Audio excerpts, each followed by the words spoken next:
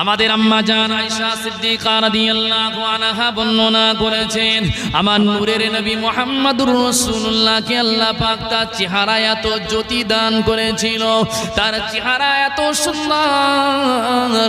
আম্মা জান আয়েশা বর্ণনা করে, আমার দো জাহানের নবী হাবিবিল্লাহ, হাবিবি কিবরিয়া, নূরুন নবী, আমিরুল আম্বিয়া, আমি আয়েশা আমার ঘরে কি সুন্দর রাত, কি শেষ রাত, কি মাঝ রাত, কি অন্ধকার রাত, যখন আমি আয়েশা আমার ঘরে দো জাহানের বাদশা কদমটা রাখতেন, আমার অন্ধকার ঘরটা আমার স্বামী মুহাম্মদুর রাসূলুল্লাহর চেহারার আলোয় আলোকিত হয়ে যেত, অন্ধকার ঘরটা আলোয় আলোকিত হয়ে যেত। বলুন সুবহানাল্লাহ। আল্লাহর বান্দা আম্মা জান আয়েশা বর্ণনা করে, বিশ্বনবী মুহাম্মদুর রাসূলুল্লাহ আমার ঘরে আমার হুজরাতে প্রবেশ করলে আমি এক হাতে সুচ নিতাম, অপর হাতে সুই নিতাম, সুসার সুতো নিয়ে, আপনার কিনা সুসার সুতো নিয়ে আমি আয়েশা আমার নবীর দিকে ফিরতাম। আমার নবীর চেহারার জ্যোতিতে আমি আয়েশা রাদিয়াল্লাহু আনহা আমার সুয়ের ভিতরে সুতোটা দিতে আমি আয়েশা আমার কোনো অসুবিধা হতো না। বলুন সুবহানাল্লাহ। আরো চিল্লে বলুন সুবহানাল্লাহ, মন করে বলুন সুবহানাল্লাহ। আল্লাহ নবীর কোলের উপর মাথা রেখে আমাদের আম্মা জান বলেছিল, ইয়া রাসূলুল্লাহ, ইয়া হাবিবাল্লাহ, শুধু একটা কথা আপনার কাছে আমি জিজ্ঞাসা করব। আল্লাহর হাবিব ওই সময় বলেছিল, ও বিবি আয়েশা, কি এমন কথা আমাকে তুমি জিজ্ঞাসা করবে গো?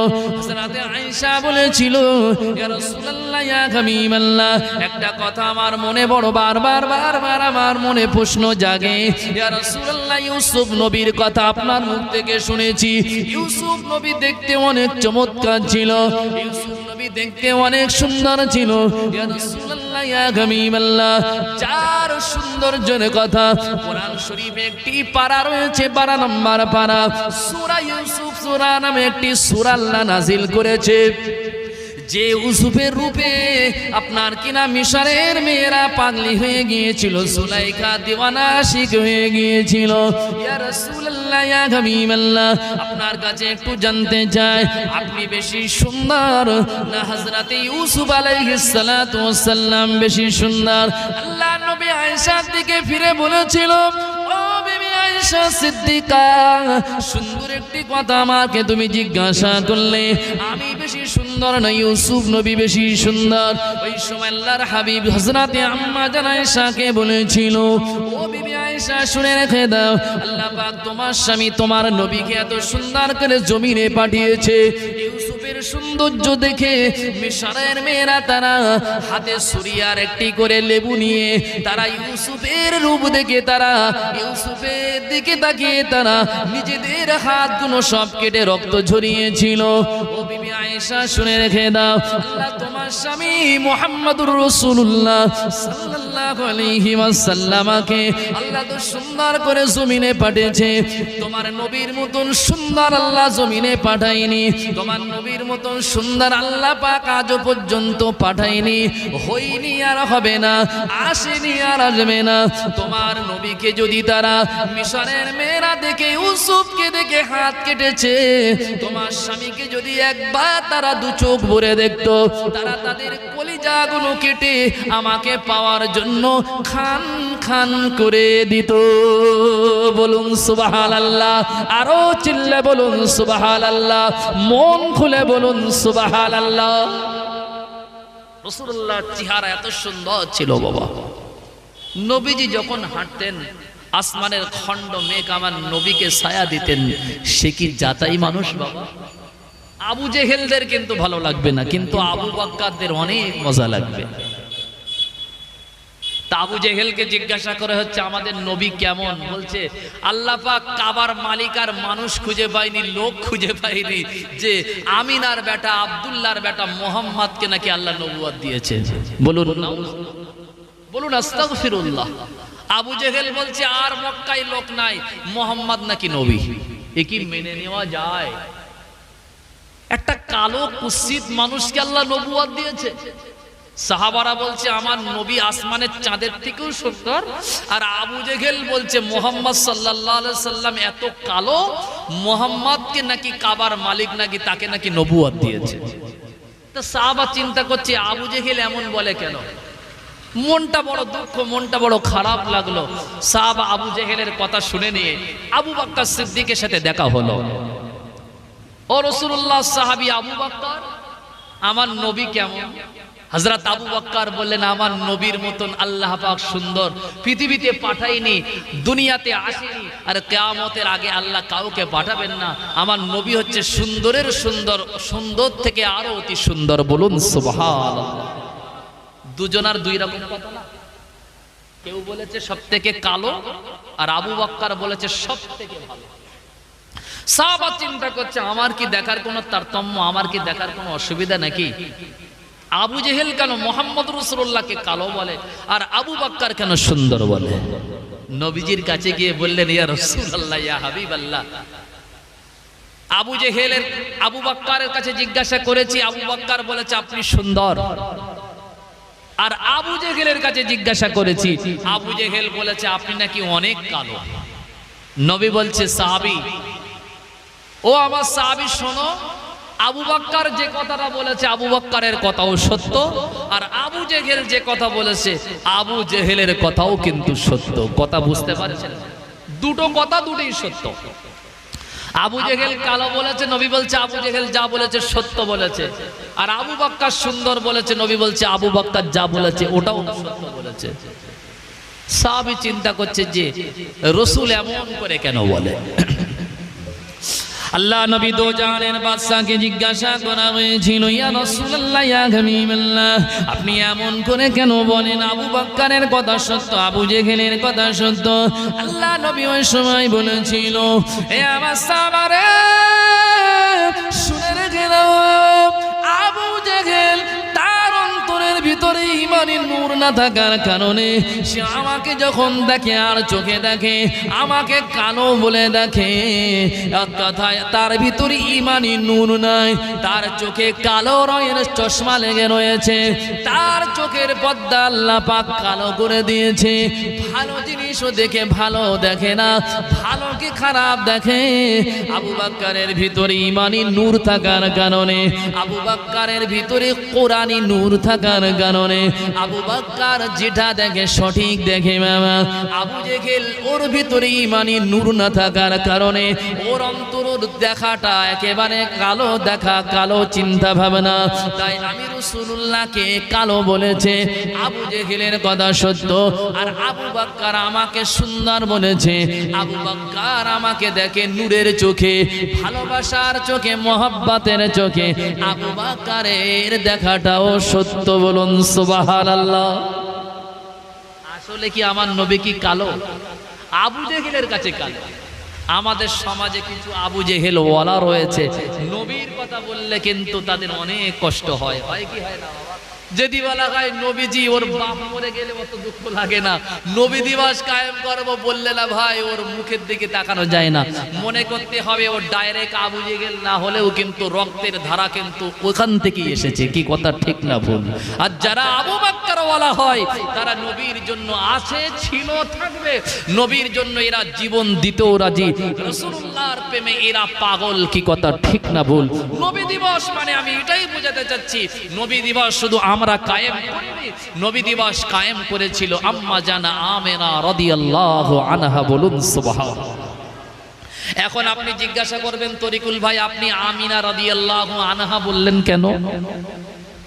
এটা আবু জেহেলের প্রশ্ন, আবু বকরের না। কিন্তু আমিনা রাদিয়াল্লাহু আনহা মানে কি? আল্লাহ যার উপরে রাজি, আল্লাহ যার উপরে খুশি, তার নামের পাশে রাদিয়াল্লাহু আনহু এবং রাদিয়াল্লাহু আনহা বলতে হয়। কি কথা বুঝতে পারছেন? ভাইরা বাবাজিরা, কিতাবটার নাম বলছি, আমার বাড়িতে আছে, মিলিয়ে নেবেন। কিতাবটার নাম হচ্ছে মাদারিজাতুন নবুওয়াত, আল্লামা শিবলি আল্লামা আব্দুল হক মুহাদ্দিস দেহলভী রাহমাতুল্লাহ আলাইহির লেখা। আল্লাহ পাক রব্বুল আলামিনের পেয়ারা বান্দা বললেন, হযরতে আমিনা এবং আব্দুল্লাহ তারা হয়তো আমার নবীর হাতে কালেমা শরীফ পড়ে মুসলমান হয়নি, এটা আমরা সকলে জানি। তারপরেও কিন্তু তাদের দুইজনকে ইজ্জত আর সম্মানের দিকে তাকিয়ে জাহান্নামী কিন্তু বলা যাবে না। কথা বোঝেন না? এই হযরতে আমিনার আব্দুল্লাহ যখন আমার রাসূলুল্লাহ মায়ের পেটে, তখন নবীর আব্বা দুনিয়া থেকে বিদায় নিয়েছে, ঠিক না বলি বাবা? তাই না? নবীর আব্বা তখন কি বিদায় হয়েছে তো নাকি? তাহলে আব্দুল্লাহর উপরে কি নবীকে নবুয়ত বলে মেনে নেওয়াটা কি ফরজ ছিল? বুঝতে পারেননি মনে হয়। নবীজির নবুয়ত পাওয়ার আগে ওই সমস্ত নবীদের উপরে ঈমান আনাটা অপরিহার্য ছিল। যখন যে নবীর সময় চলছিল, রাসূলুল্লাহর আগে তো হযরত ঈসা আলাইহিস সালাতু ওয়াস সালাম নবী হিসাবে দুনিয়ায় আল্লাহ তাকে পাঠিয়েছিল। কত মনে হয় বুঝতে পারেননি? তাহলে আব্দুল্লাহকে কিন্তু বিশ্বনবী মুহাম্মদুর রাসূলুল্লাহকে নবুয়ত বলে মানার কোনো প্রয়োজন নাই, কেননা নবুয়তে পাওয়ার আগেই তো রাসূলের আব্বা জমিন থেকে বিদায় নিয়েছে। কি কথা ঠিক না ভুল? মা আমিনাও তাই, রাসূলুল্লাহ তো 40 বছর বয়সে নবুয়ত পেয়েছে, কিন্তু তার আগে তো রাসূলুল্লাহকে নবী বলে মেনে নেওয়াটা তো কোনো প্রয়োজনই ছিল না। কি কথা ঠিক না বল? আল্লাহ যখন কোনো মানুষকে নবুয়ত না দেবেন, অতক্ষণ পর্যন্ত তাকে তো নবী বলে মানাটা ঠিক নয়। কত মনে হয় বুঝতে পারেন না? 40 বছর বয়সেই তো রাসূল নবুয়ত পেয়েছে। নবী যখন নবী বলে দাবি করেছে, আল্লাহ যখন তাকে নবুয়তের দাবিদার করেছেন, তখন আল্লাহর হাবিব বলেছে, লা ইলাহা ইল্লাল্লাহ মুহাম্মাদুর রাসূলুল্লাহ, আল্লাহ ছাড়া কোনো উপাস্য নাই, আমি মুহাম্মদ আল্লাহর প্রেরিত রাসূল। তার আগে যে নবীর উম্মত, সেই নবীর উপরে ঈমান আনাটা তাদের জন্য ফরজে আইন ছিল বাবা। তা রাসূলুল্লাহর আব্বা এবং মা নবুয়তের জিন্দেগির সময় পর্যন্ত আল্লাহ তাদেরকে হায়াত দেননি, এই জন্য দ্বিমত রয়েছে।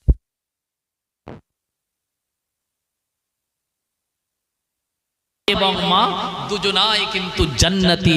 আল্লামা আব্দুল হক মুহাদ্দিস দেহলভী রাহমাতুল্লাহ আলাইহি লিখেছেন, বলুন সুবহানাল্লাহ। কথা বুঝছেন? বাইরা বাবাজিরা, নওজোয়ান তরুণেরা, আম্মা জান আমিনা বর্ণনা করে আমার বেটা মুহাম্মাদের মর্তবা মর্যাদা কত শুনলে অবাক হয়ে যাবেন। মাদারিজাতুন নবুওয়াতের ভিতরে লেখা রয়েছে, রাসূলুল্লাহ যখন মায়ের পেটে, মামা আমার নবী তখন মায়ের পেটে মাত্র 3 থেকে 4 মাসের ভিতর আল্লাহর হাবিবের আম্মা জান একদিন কিনা ঘর থেকে বার হয়েছেন মুসলমান। এ নওজোয়ান তরুণেরা, আল্লাহ নবীর আম্মা জানের ঘরের ঠিক সামনাসামনি যারা হাজী সাহেব তারা বলতে পারবেন, রাসূলুল্লাহর যেখানে ভূমিষ্ঠ হয়েছিল ওই জায়গাটা আজও কিন্তু বর্তমান। ওই জায়গাটা সৌদির বাদশা একটি লাইব্রেরি বানিয়ে রেখে দিয়েছে। এই রাসূলুল্লাহর ঘরের সামনেই কিন্তু আবু জেহেলের বাড়ি আপনারা দেখেছেন, যেটা বর্তমান টয়লেট রেখে করা হয়েছে। রাসূলুল্লাহর বাড়ির সোজাসুজি একদম ঘরের সামনেই আবু জেহেলের বাড়ি। তারপরে কিন্তু 2টা পাহাড়, আজও সেই পাহাড়টা বর্তমান। সৌদির বাদশা পাহাড়টা কেটে এখন অল্প কিছু নমুনা স্বরূপ রেখে দিয়েছে, যে জায়গায় আল্লাহর হাজী বান্দারা সাই করে। ইন্নাস সাফা ওয়াল মারওয়াতা মিন শাআইরিল্লাহ, ফামান হাজ্জাল বাইতা বি'তামারা ফালা জুনাহা আলাইহি আন ইয়াতাওয়াফা বিহিমা, ওয়ামান তাতাওয়া খায়রান ফাইন্নাল্লাহা শাকিরুন আলিম। এই দোয়া পড়ে আল্লাহর হাজী বান্দারা তওয়াফ শেষ করে জায়গাতে সাই করে। এই সেই পাহাড় সাফার মারওয়া পাহাড়, এই পাহাড়টা রাসূলুল্লাহর ভূমিষ্ঠ, অর্থাৎ রাসূলুল্লাহর ঠিক মায়ের ঘরের সামনাসামনি 2টা পাহাড়। ঘর থেকে বার হলেই পাহাড় দুটো আজও দেখা যায় মামা। আল্লাহ পাকের বান্দা হযরত আম্মা জান বর্ণনা করে, আমার শিশু মুহাম্মদ তখন আমার গর্ভে 3 থেকে 4 মাসের কচি বাচ্চা। আমি বুঝতে পারি না, মাঝে মাঝে স্বপ্নে যেন আমাকে কে বলে যেত, ও আমিনা তুমি কিন্তু গর্ভে গর্ভবতী, ও আমিনা তুমি বড় ভাগ্যবতী, ও আমিনা তুমি জানো না তোমার গর্ভে আল্লাহ পাক কিন্তু একটি পুত্র সন্তান আল্লাহ পাক পাঠিয়েছে। কিন্তু আমিনা বুঝতে পারতেন না, কারণ হলো একটি সন্তান মায়ের পেটে আসলে মায়েদের যে কিছু অবস্থা, কিছু নমুনা বোঝা যায়, তা থেকে কিন্তু মা আমিনা বুঝতে পারতেন না। কেননা মায়েদের পেটে যখন সন্তান আছে, মায়েরা যে মাসে মাসে যে পিরিয়ড অর্থাৎ নাপাকি হয়, ভাইরা বাবাজিরা, সন্তান আসার পরে পরে মায়েদের এই নাপাকিটা কিন্তু বন্ধ হয়ে যায় কি যায় না? এ আল্লাহর বান্দা বিশ্বনবী মুহাম্মদুর রাসূলুল্লাহ সাল্লাল্লাহু আলাইহি ওয়াসাল্লাম মায়ের গর্ভে এসেছে বটে, কিন্তু মা নাপাকি হন না। মা কিন্তু আপনার কিনা মা কিন্তু প্রত্যেক মাসে মাসে মায়ের রক্ত, মায়ের পিরিয়ডটা জারি থাকে। এই জন্য মা আমিনা বুঝতে পারতেন না। কিন্তু কেউ এসে মা মারিয়াম এসে স্বপ্নই বলে যায়, ও আমিনা তুমি গর্ভবতী। মা সিয়া এসে বলে যায়, ও আমিনা তুমি গর্ভবতী। মা হাজরা এসে যেন বলে যায়, ও আমিনা তুমি গর্ভবতী। মা হাওয়া আলাইহিস সালাম যেন রাতে এসে বলে যায়, ও আমিনা তুমি গর্ভবতী। আসমানের ফেরেশতারা এসে যেন স্বপ্নে বলে যায়, ও আমিনা তুমি গর্ভবতী। আমিনা টেনশন করতেন, মায়েদের যে নমুনা তা থেকে আমার তো অনেকটা আলাদা, আমি গর্ভবতী হলাম কেমনে? মায়েদের পেটে যখন বাচ্চা বা সন্তান আসে, মায়েদের পেটটা উঁচু উঁচু বলে মনে হয় কি হয় না? আল্লাহর কসম, আমার রাসূলুল্লাহ দু জাহানের বাদশা মা আমিনার গর্ভে যখন এসেছিলেন, মা আমিনা বুঝতে পারতেন না মায়েদের পেটটা উঁচু হয়, কিন্তু আমার তো আলামত নমুনা কিছু বোঝা যায় না। প্রত্যেক মাসে মাসে আমার পিরিয়ড তো জারি থাকে, মুহাম্মদ আমার গর্ভে কেমনে আসে? একদিন চিন্তা করতে করতে গভীর রজনীতে আল্লাহর নবীর আম্মা হযরত মা আমিনা ঘর থেকে বার হয়েছেন। বাবা, সামনে দুটো পাহাড় দেখতে পাওয়া যায়। একটি পাহাড়ের নাম হলো সাফা পাহাড়, আর একটা পাহাড়ের নাম হলো মারওয়া পাহাড়। যে সাফা আর মারওয়া পাহাড়ে হযরত আম্মা জানা হাজরা দৌড়াদৌড়ি করেছিল। এই পাহাড়টা রাসূলুল্লাহর মায়ের ঘরের একদম সামনে। ঘর থেকে বার হলে দরওয়াজা দিয়ে ভালোভাবে বোঝা যাবে, দেখা যাবে। গভীর রজনীতে সাফা পাহাড়ের উপরে একটি বাঘ আপনার কি আমিনার ঘরের দিকে ফেল ফেল করে তাকায় আর নিচের দিকে নামতে থাকে। মারওয়া পাহাড়ে একটি হরিণ। ভাইরা বাবাজিরা নওজোয়ানেরা, আমিনার ঘরের দিকে তাকাতে থাকে। আস্তে আস্তে পাহাড়ের উপর থেকে নিচেই নামতে থাকে। আম্মা জান আমিনা চিন্তায় পড়ে গেল, আমি কি দেখছি, কি দেখলাম, কি দেখছি, কি দেখছি? একটি পাহাড়ের উপরে বাঘ আর একটি পাহাড়ের উপরে হরিণ। হরিণ আর বাঘ উপর থেকে নিচেই নেমে যেন বাঘ হরিণের কপালে একটি চুমা দেয়, হরিণ বাঘের কপালে একটি চুমা দেয়। মা আমিনা তখন চিন্তা করে, আমি কি দেখছি, কি দেখছি গো? আমি কোনোদিন বুঝতে পারি না যে বাঘ হরিণের গলায় কপালে চুমা দেয় আর হরিণ বাঘের কপালে চুমা দেয়। এ তো ভিন্ন জিনিস, কোনোদিন এটা হতে পারে না, ঠিক না ভুল? কোনদিন পেপার পত্রিকায় দেখেছেন বা পড়েছেন যে সুন্দরবনের জঙ্গলে বাঘ আর হরিণ এক ঘাটে পানি খাচ্ছে? এমন চিত্র কোনদিন দেখেছেন? বাঘের সামনে হরিণ পেলে বাঘ কি বলবে? আজ আমার বকরা ঈদ বলবে কি বলবে না? কি হবে না? হরিণের গোশত তো বাঘের অনেক প্রিয়। হ্যাঁ বাবাজি, তা বাঘ হরিণের কপালে আর হরিণ বাঘের কপালে চুমা দেয়। আল্লামা আব্দুল হক মুহাদ্দিস দেহলভী কিতাবে লিখেছেন, মা আমিনা বলছে, আমি অবাক, আমার মুহাম্মদ আমার পেটে, কিন্তু আমি আলামত বুঝতে পারি না। কিন্তু প্রত্যেক রাত্রিরে আমাকে কেউ না কেউ এসে সুসংবাদ দিয়ে যায়, আমি মা তুমি বড় সৌভাগ্যবান, তুমি বড় সৌভাগ্যবান, তোমার গর্ভে দোজাহানের বাদশা আসতে চলেছে। বলুন সুবহানাল্লাহ। এই বিশ্বাস। মা আমিনার ঘরটা অন্ধকার ছিল।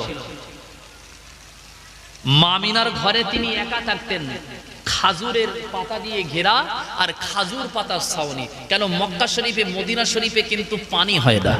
এই গত কয়েকদিন আগে আমাদের এলাকায় অনেকটা আপনার কিনা বিশাল পানি হয়েছিল না ভাই? হ্যাঁ, কিন্তু আমরা তখন মদিনা শরীফে একটি ফোঁটাও পানি নাই। কিন্তু এইদিকে আমি বাড়ি ফোন করে জানছি যে এক সপ্তাহ ধরে পানি হচ্ছে। কি কথা ঠিক না ভুল? মক্কা মদিনাও তো পানি হয় না বাবা। 39, 41, 40 ডিগ্রি সেলসিয়াস গরম।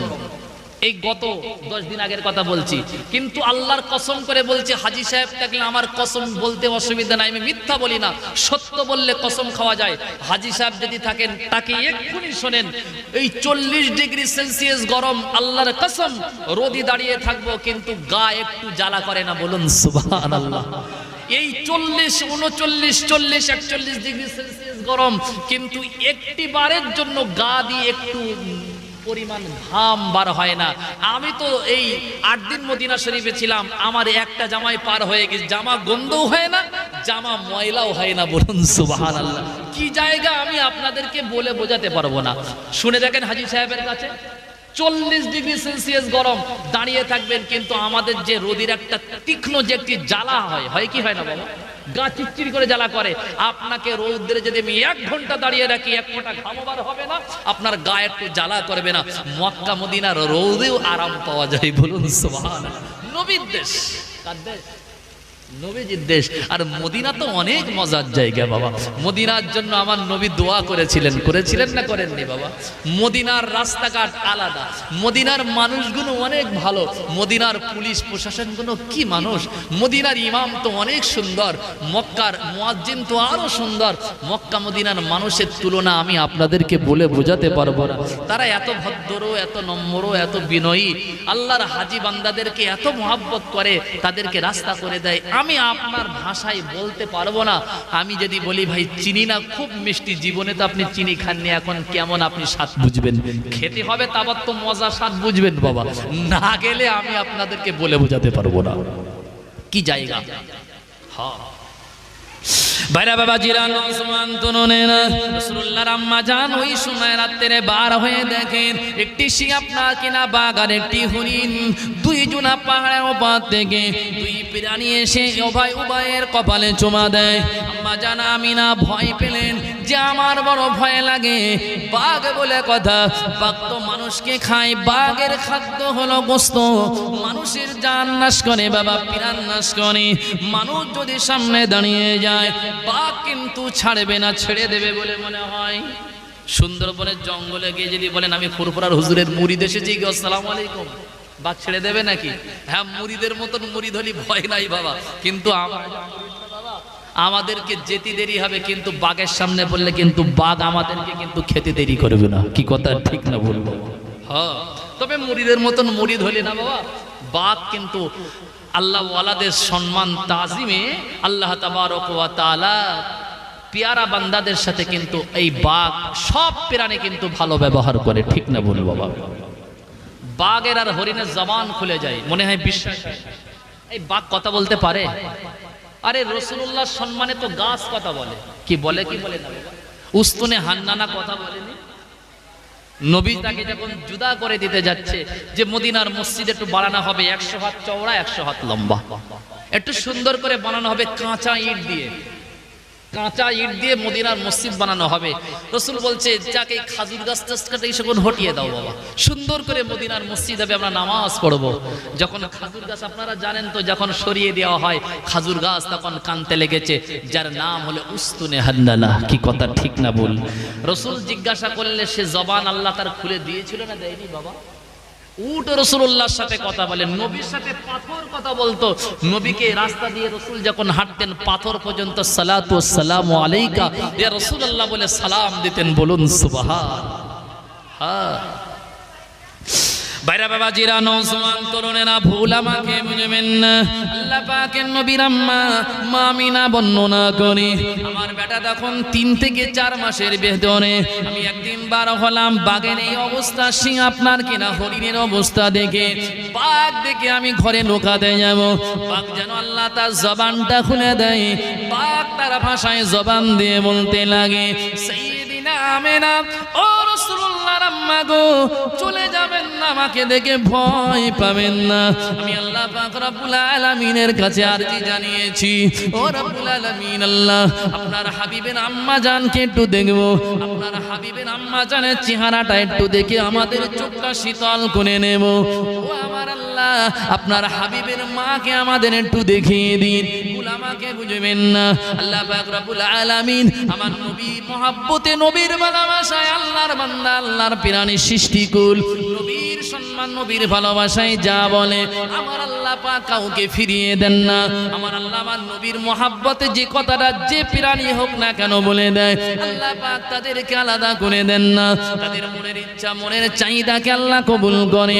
ভাইরা বাবাজিরা পাক বলেছিল ও আমিনা ভয় পেয়ে চলে যাবেন না। নমুনা স্বরূপ আজ আমার কপালে চুমা দিয়েছে হরিণ, আমিও হরিণকে জড়িয়ে চুমা দিলাম। আমি যদি পারতাম হরিণকে আমি ভক্ষণ করে নিতাম।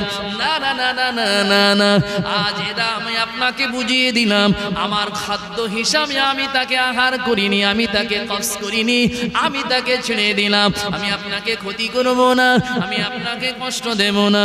শুধু আপনার পেটে নূরে মুহাম্মাদি সুসংবাদটা আপনাকে শোনানোর জন্য আপনার পেটে আল্লাহর পেয়ারা মুহাম্মাদুর রাসূলুল্লাহ যাকে সৃষ্টি না করলে কুল আসমান জমিন সৃষ্টি হতো না।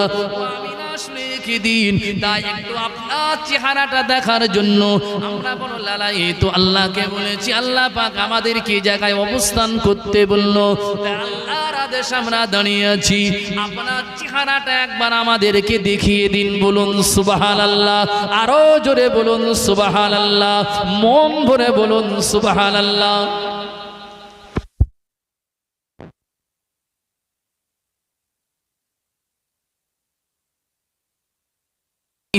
সাল্লামাকে আল্লাহ এত মার্তাবার মর্যাদা দিয়েছে। আমি এক তারিখে আমি আমার ঘর থেকে বার হয়েছি, আমি স্বামী হারা মহিলা, আমার স্বামী জমিন ছেড়ে চলে গিয়েছে। আমার ভয় হয়, আমার ভয় হয় প্রত্যেক দিন রাতের বেলা আমি যখন স্বপ্নের মাধ্যমে জানি আমার পেটে নাকি সন্তান রয়েছে, আমারও একদিকে ভয় হচ্ছিল। তবু আমি আমার শ্বশুর আব্বার সাথে দেখা করার জন্য আমি আমার ঘর থেকে বার হয়েছি। কিছু দূর যাওয়ার পরে পাথরে আমার পাটা হোঁচট লেগে গেল। হোঁচট লেগে যাওয়ার সাথে সাথে সাথে সাথে আমি জমিনে পড়ে গেলাম। ডান পায়ের হাড্ডিটা ভেঙে দুখান হয়ে গেল। ও আল্লাহর বান্দা শুনলে অবাক হয়ে যাবে, বিশ্বনবী মুহাম্মাদুর রাসূলুল্লাহ সাল্লাল্লাহু আলাইহি ওয়াসাল্লাম মায়ের পেটে তখন 7 মাস বাবা। আল্লাহর হাবিবের মায়ের ডান পাটা ভেঙে দুখান হয়ে গিয়েছে। জমিনে পড়ে পাথরের আঘাতে পাটা ভেঙে দুখান হয়ে গিয়েছে। আমিনা উঠতে পারে না, হাঁটতে পারে না, চলতে পারে না বাবা। আম্মা জান আমিনা বসে বসে বসে বসে কাঁদে, পায়ের যন্ত্রণা আর সহ্য হয় না গো। ওই সময় গায়েবী যেন আওয়াজ দিয়ে কে যেন বলে দিচ্ছে, ও আমিনা কেঁদো না, ও আমিনা তোমার কান্না সইতে পারি না, ও আমিনা তোমার কষ্ট আর সহ্য হয় না। আমি তোমাকে একটা তাসবিহ শিখিয়ে দেব। ওই তাসবিহটা একবার নয়, দুইবার নয়, ওই তাসবিহটা তুমি 7 বার তুমি তোমার জবানে পড়ে নিয়ে 2 হাতের তালুতে ফু দিয়ে আমিনা ভাঙা হাড্ডিতে একবার মালিশ করে দিয়ে দেখো, উপকার হবে, উপকার পেয়ে যাবে। আমিনা অবাক হয়ে যায়, কোনো লোকজন নাই, কোনো মানুষজন নাই, কে আমাকে গায়েবী আওয়াজ দিয়ে এই কথা বলছে। একটি তাসবিহ তোমাকে শিখিয়ে দেই, 7 বার পড়ে নিয়ে মালিশ করে দাও। ওই তাসবিহটা কে যেন গায়েবী আওয়াজে শুনিয়ে দিচ্ছে। তাসবিহটা আমিনা শুনে নাও, ইয়া মুহাম্মাদু ইয়া মুহাম্মাদু ইয়া মুহাম্মাদু ইয়া মুহাম্মাদু ইয়া মুহাম্মাদু ইয়া মুহাম্মাদুর রাসূলুল্লাহ। ওরে আমিনা রে, এই তাসবিহটা 7 বার পড়ে নিয়ে ভাঙা হাড্ডিতে মালিশ করে দিয়ে দাও। আমিনা বর্ণনা করে, আমার বেটা মনে হয় তখন 7 মাস আমার গর্ভে। আমি এই অবস্থায় এই তাসবিহটা 7 বার আমি আমার জবানে পড়ে নিয়ে 2 হাতের তালুতে ফু দিয়ে ভাঙা হাড্ডিতে মালিশ করে দিলাম। সাথে সাথে আমার ব্যথা জ্বালা যন্ত্রণা নিবারণ হয়ে গেল। আমি আমিনা অবাক হয়ে যায়। আমি উঠে দাঁড়াতে পারছিলাম না, হাঁটতে পারছিলাম না, বড় কষ্ট হচ্ছিল, উঠে দাঁড়ানোর ক্ষমতা শক্তি ছিল না। মোহাম্মদ নাম 7 বার পড়ে নিয়ে যখন মালিশ করে দিলাম, আমার ভাঙা হাড্ডি যেন মোহাম্মদের নামের ওসিলায় জোড়া লেগে গিয়েছে। বলুন সুবহানাল্লাহ, আরো আওয়াজ দিয়ে বলুন সুবহানাল্লাহ, মন ভরে বলুন সুবহানাল্লাহ। বিশ্বাস হয় হুজুরের নামের পাওয়ার বরকত আছে না? তিনি কে আমাদের মতন? অনেক খ্যাপা বলে মুহাম্মদ সাল্লাল্লাহু আলাইহি ওয়াসাল্লাম আমাদের মতন মানুষ। বলুন নাউজুবিল্লাহ। যারা মোবাইল অ্যান্ড্রয়েড সেট যারা ঘাটাঘাটি করে, যারা ইউটিউবার যারা ইউটিউব চালায় তারা ভালো বুঝতে পারবে, এবং যারা ফেসবুক ঘাটাঘাটি করে তারা বুঝতে পারবে। গত কয়েক সপ্তাহ আগে বাংলাদেশের কোন এক বক্তা তাদের মতপথ কিন্তু তবলিগ জামাতও না, ফুরফুরা মতপথেরও না, অন্য কোন সুন্নি মতপথ না, তাদের মতপথ হচ্ছে আহলে হাদিস। আপনাদের দিকে আছে বাবা আহলে হাদিস? এই আহলে হাদিসের এক বক্তা বলেই ফেলেছে মুহাম্মদ সাল্লাল্লাহু আলাইহি ওয়াসাল্লাম জীবনে ভুল করেছে, তার ভুল হওয়াটা স্বাভাবিক। বলুন নাউজুবিল্লাহ। একটু জোরে বলুন আস্তাগফিরুল্লাহ। আর একবার বলুন নাউজুবিল্লাহ। তিনি আবার যুক্তি দিচ্ছে আহলে হাদিসের ওই বক্তা, ওদের আকীদা কত খারাপ, দেখেন কত খারাপ। ওরা বলতে বলতে কোন পর্যায়ে পৌঁছে গিয়েছে। সে যুক্তি দিচ্ছে যে আমরা তো মাদ্রাসায় পড়ে দ্বীন ইসলাম অনেক জ্ঞান অর্জন করেছি, আমাদের ভুল হয় না, আমরা ইলম শিখেছি, আমাদের ভুল হবে না। আর মুহাম্মদ সাল্লাল্লাহু আলাইহি ওয়াসাল্লাম তিনি মাদ্রাসায় পড়েননি, তিনি ইউনিভার্সিটিতে পড়েননি, তিনি কারোর কাছে শিক্ষা অর্জন করেনি, তার ভুল হওয়াটা কোনো ব্যাপার না। বলুন নাউজুবিল্লাহ। মনে হয় বিশ্বাস হয় না? আল্লাহর কসম, না শুনে আমি বলি না, শুনে তাই বলছি। মুহসিন বিন মুজাফফর বলে বক্তার নাম, মুহসিন বিন মুজাফফর। তিনি এই কথা বলছেন যে মুহাম্মদ সাল্লাম ভুল করেছেন, মুহাম্মদ সাল্লামের অনেক ভুল ছিল। বলুন আস্তাগফিরুল্লাহ। ওকে যদি কেউ কাফের না বলে, সন্দেহ করলে সে কাফের হয়ে যাবে। এই আমার নবীর কোনো ভুল ছিল বাবা? নবীর কোনো ভুল ছিল? আজকে আমরা মাদ্রাসায় পড়ে যে জ্ঞান অর্জন করেছি, কার কথা? হাদিস না পড়ে কি আমরা আলেম হতে পারি বাবা? যিনি ভুল করেছেন তালি তার হাদিস পড়লে সে তো আরো ভুলে ভরা, নাকি বাবা? এটা যুক্তির খাতিরে বলছি।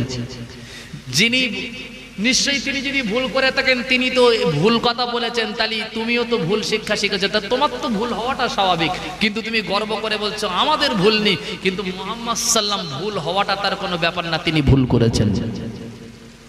এদের কি গ্রামে ডাকলে ভাই, এদের কি গ্রামের জায়গা দেবেন না? আহলে হাদিস বলে দেখবেন ওরা নামাজে এরকম করে হাত রফায়াদাইন করে, এতে আমার দুঃখ ব্যথা নাই।